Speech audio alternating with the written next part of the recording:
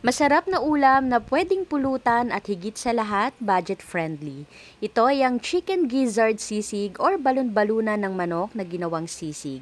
Ang sarap nito at hindi nakakasawang kainin. At kung mahilig ka sa sisig, for sure, magugustuhan mo yung recipe ko for today's video. Gusto mo rin ba? Tara, luto tayo. Sa recipe na ito, unahin na nating lutuin yung balon-balunan ng manok. 1 kilo po pala ito. Bali sa isang kasirola, maglagay lang tayo ng tubig, bawang, sibuyas, dahon ng laurel, paminta, asin at konting seasoning.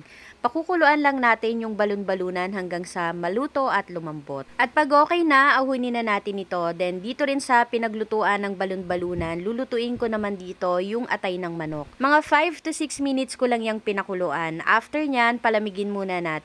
At habang naghihintay nga, ihanda na natin yung iba pang mga ingredients na kakailanganin. Puting sibuyas, siling panigang, bawang at kalamansi. Kung gusto nyo po palang maglagay dito ng siling labuyo, pwede rin naman. At pag medyo malamig na yung balon-balunan at yung atay ng manok, hiwain lang natin ito ng maliliit.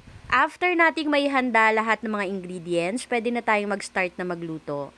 Dito nga sa isang pan, maglagay lang tayo ng butter. Igisa yung bawang at pag nag-aroma na ito, ilagay na natin yung atay ng manok. Lutuin lang natin ito ng ilang minuto hanggang sa maprito ng bahagya. After nyan, ilagay na natin yung sibuyas na puti, siling panigang at yung balon-balunan ng manok. Haluin natin ito, then timplahan na rin ng mga pampalasa. 1 teaspoon ng paminta, 5 tablespoon ng soy sauce, 5 tablespoon ng liquid seasoning at seasoning granules. At yung complete recipe po ng aking niluluto ay nasa dulo ng aking video. Haluin uli natin ito, then lutuin ng mga 4 to 5 minutes hanggang sa kumapit na yung mga pampalasa na nilagay natin kanina.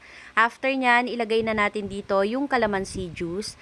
Then lagyan natin ito ng butas sa gitna at dito natin lalagay yung 2 piraso ng itlog. Timplahan na rin natin ito or lagyan ng mayonnaise para mas lalong sumarap.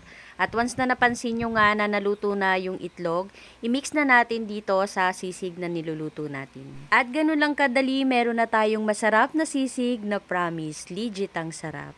Gusto mo rin ba? Tara, kain tayo. Hello everyone! For today's video, isang napakasarap na ulam naman ang ating ginawa ngayon. Ang chicken gizzard or ang balon-balunan ng manok na ginawa nating sisig. Siyempre, masarap yan sa kanin.